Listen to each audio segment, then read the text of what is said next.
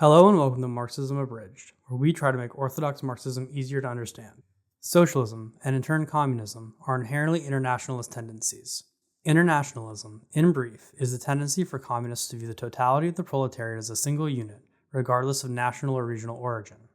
While there are many revisionist ideologies that may put forward ideas such as socialism in one country, the idea that it's possible for a total communist revolution to happen within a single country and the state itself will wither away within that single territory, it's simply not the case and misses the point of communism entirely.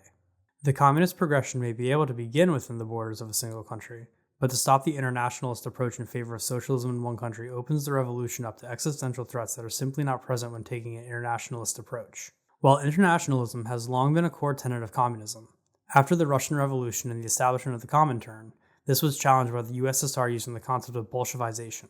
This trend in the Comintern, put forward by Stalin and the Russian Communist Party in the 1920s, stated that, to fully achieve revolution in other states, those states' communist parties must adopt the Bolshevik mode of political organization, in which workplace cells must be at the forefront of the party's organizational structure, with direction from the Russian Communist Party.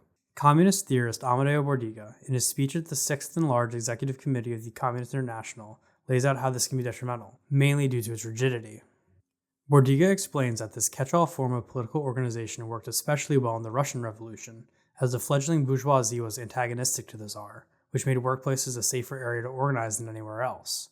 This was due to the police being unwelcomed within factories and other workplaces at the time.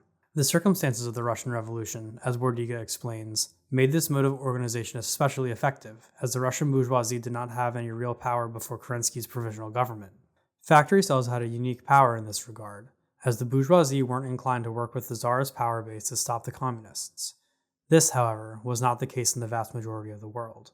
Bordiga argues against this blanket prescription of workplace cells, not in that they're ineffective in all cases, but that they're distinctly effective in societies where the workplace is safe from police presence.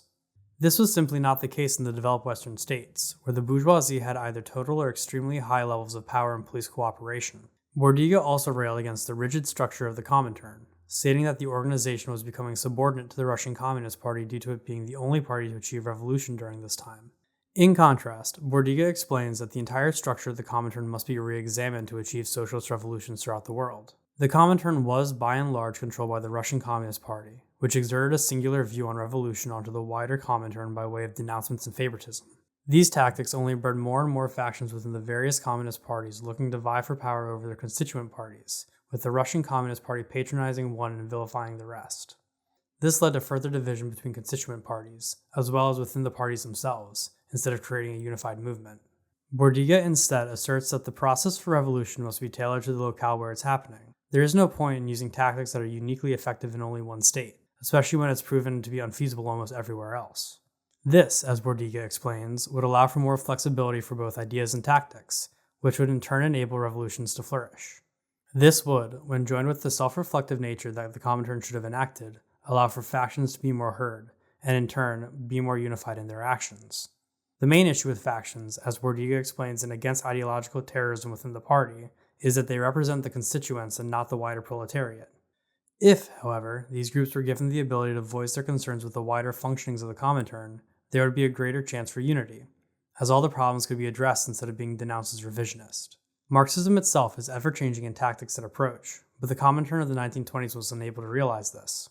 Bolshevization marked a wider trend in the Comintern that was started with Stalin, one of Russian bureaucratic control over the international communist movement. This trend culminated in the proclamation of socialism in one country by Stalin, which would mark the end of the Comintern's communist path. Socialism in one country, quite simply, is the abandonment of the global proletariat for a national faction.